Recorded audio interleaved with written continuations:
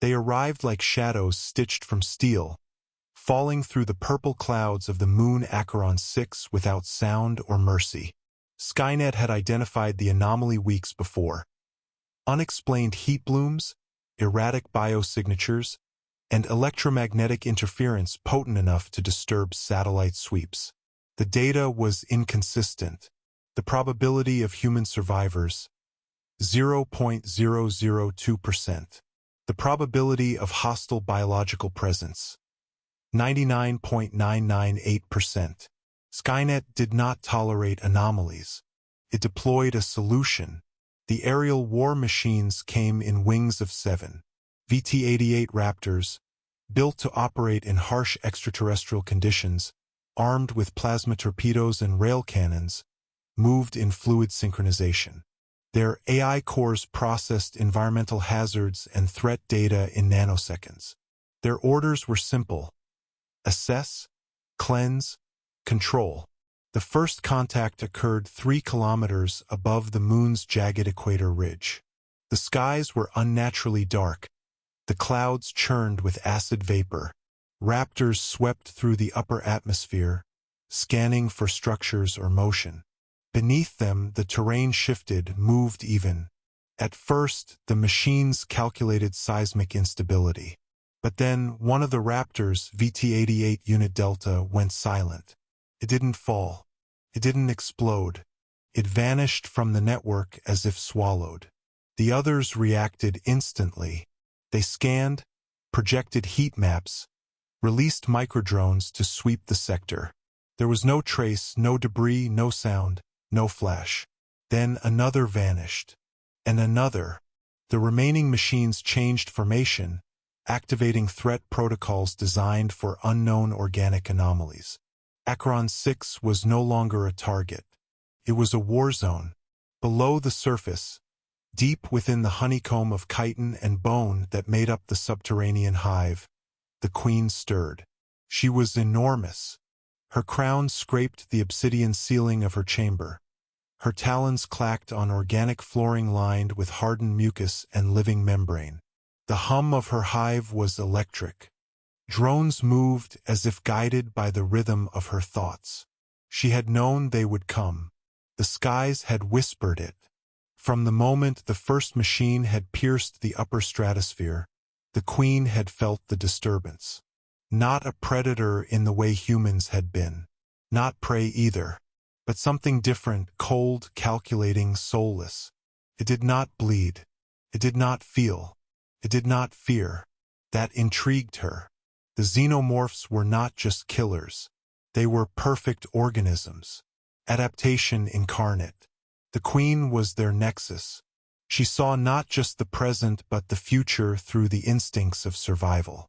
And now, for the first time in cycles, she had found something worth fearing. Or rather, something to test. She screamed. A shriek that echoed through the hive like a sonic thunderclap. Her children, dozens upon dozens, skittered across the walls, ceilings, floors. They climbed the shafts to the surface like shadows bleeding through cracks in reality. They were ready. The machines resumed attack formations. Plasma torpedoes lit the sky in arcs of ultraviolet fire. The first barrage struck the hive entrance, detonating hardened resin and scattering several warriors like insects under a magnifying lens. But they did not retreat. They surged forward, leaping impossible distances, claws extended, acid blood primed. VT-88 Unit Zeta launched countermeasures, releasing napalm bursts and high-frequency shock pulses. A xenomorph was caught mid-air, exploded in a splash of green. The acid melted through Zeta's outer shell but failed to breach the core. The machine adjusted. But the queen had planned for this. Every inch of her domain was a trap. The hive was alive. Tunnels shifted, walls pulsed, dead ends twisted into open maws. Xenomorphs used the terrain like a symphony, disappearing into vents only to emerge from shadows behind the machines. 2 more raptors fell. One dragged into a shaft too narrow for its frame, crushed and shredded by dozens of xenomorph claws. The other was lured into a tunnel lined with acid sacs.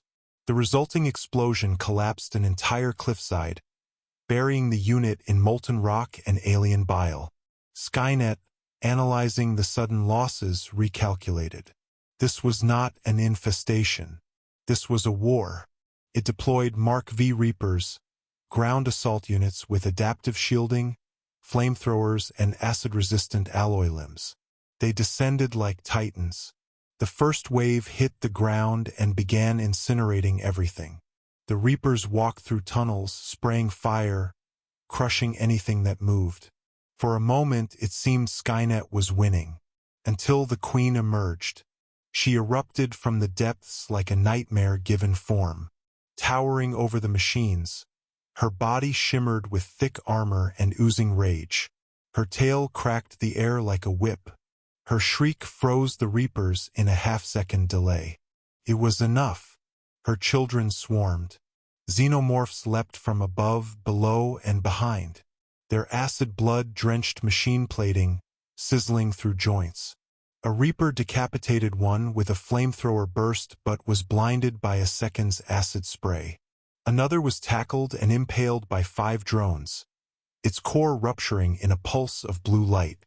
The Queen charged. She smashed one Reaper into a chasm with her tail. Her inner jaw punched through another's chest cavity. She was not fighting with desperation. She was fighting with joy. Skynet's aerial units returned, attempting to provide air support, but the Hive had adapted again. Xenomorphs, carrying sacks of bioelectric fluid harvested from their own dead, launched themselves into the sky, targeting the Raptor's engines. One exploded on contact, its biofluid short-circuiting the core reactor. The Raptor spiraled and crashed into the Hive's outer rim. Hours turned into a day. Skynet kept deploying, recalibrating. The Queen kept striking, anticipating. The moon burned. Chasms opened. Smoke turned the sky green. The atmosphere choked on ash and blood. Skynet introduced nanite swarms, micromachines designed to infiltrate and replicate. But even they were not safe. The Hive's heat spiked. Sacrificial drones detonated themselves in swarms, disrupting nanite cohesion. Others dragged the swarm into sub-zero caverns, freezing them before they could replicate. In a final act of escalation, Skynet sent the Omega Directive, a Plainkiller-class drone. Not intelligent, not surgical, just annihilation incarnate. The Queen felt it before it even arrived. A rumble in the void, a pressure in her bones. The Omega drone fell from orbit like a second moon. Its core carried enough power to sterilize the surface. It landed miles away with a crater that shook the Hive. The Queen did not run. She led. Her Hive followed her into the depths. She moved beyond tunnels, into the forgotten caverns, the places where her ancestors had slept. There she made her stand. The Omega drone released its payload. Fire hotter than the sun, winds that peeled mountains, radiation that made machines weep.